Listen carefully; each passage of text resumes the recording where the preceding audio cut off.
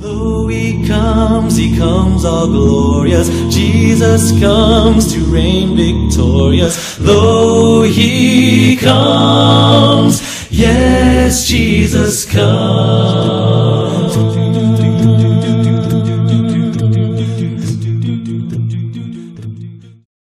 Our blessed viewer, we want to thank you at this moment at the feet of Jesus again. We want to thank you for your moment. We want to thank you for your comments and encouragement. We want also to remind you to subscribe and to share what we have learned. We want also to hear from you, from your feedbacks. We beginning our message again. Today's message is the call of God. You see, the Lord is calling upon those who are willing to be controlled by His Holy Spirit. He is calling for those who will be led by His Holy Spirit to do a greatest work in this world, to do a greatest work in His church, to do a thorough work of revival and reformation. That is the cry and a call from God.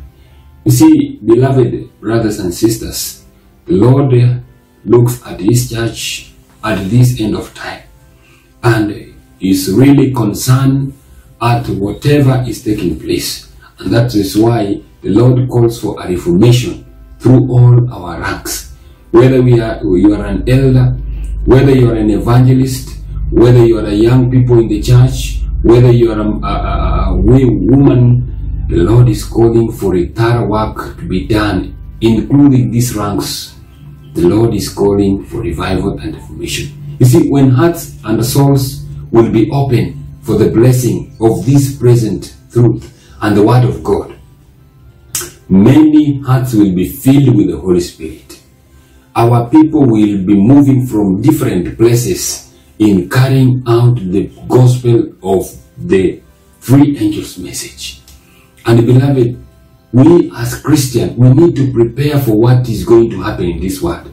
You see, many people could not prepare in this pandemic that has made the world to be on a standstill because of lack of preparation. But we are reminded to be prepared as Christians in whatever will take place. And that is what will only come if we will be heed to the voice of God. And that is revival and reformation. Revival for mission.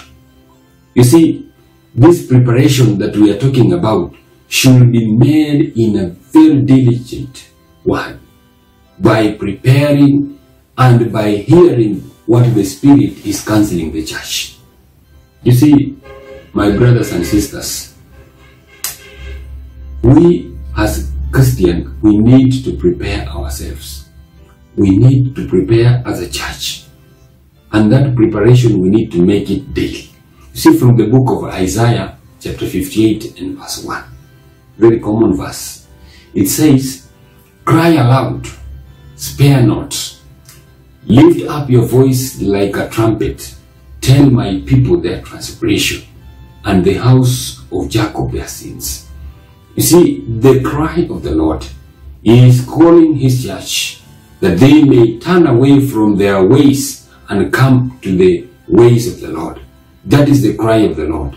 And as we continue, we are going to see out throughout the Lord is calling for a thorough work of reformation. You see, from the Christian Service, page 42, paragraph 2, it says, revival and reformation must take place under the ministration of the Holy Spirit. Revival and reformation are two different things. In fact, it continues to say, revival signifies a renewal of spiritual and life and a quickening of life. Reformation is a reorganization of works and things that we are doing. You see, beloved brothers and sisters, the Lord knows His church. He knows you and me well. And so He admonishes us through the book of Revelation chapter 3 and verse 11. "Behold, I am coming quickly. Hold fast what you have, that no one may take your crown." There is a crown that is waiting for you, including you as you are watching. The Lord has prepared for you a mansion in heaven. And He is calling you that coming quickly, hold fast what you have.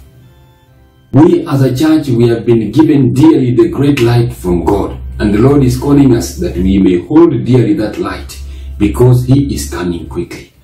And so, when the Lord is reminding us this, my brothers and sisters, I want to make you clear that we need to pray for revival and reformation. We need to pray for our church to experience this work of a thorough reformation that is going to take place in our world. We need renewal of our spiritual life. We need to reform from our spiritual walk with the Lord. And when we shall do that, the grace of God will be muchly in our abundance in our life. And you know, when we begin the work of reformation, the devil does not like this work.